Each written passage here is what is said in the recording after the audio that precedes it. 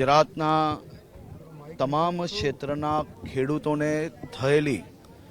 નુકસાનીનો ત્યાગ મેળવ્યો છે। આવનારા દિવસોમાં ઝડપથી તેમની સાથે કઈ રીતે સરકાર ઊભી રહી શકે તે દિશામાં રાત દિવસ એક કરીને કામ કરો અને વધુમાં વધુ મદદ પહોંચાડવાની ભાવનાથી મુખ્યમંત્રીશ્રીએ જો ભૂતકાળનું તમે જોશો તો ગુજરાતમાં જ્યારે જ્યારે ખેડૂતોને કોઈ બી આફત આવી તો ભૂપેન્દ્રભાઈ પટેલજી દ્વારા એમના હિતમાં નિર્ણય લેવાયો છે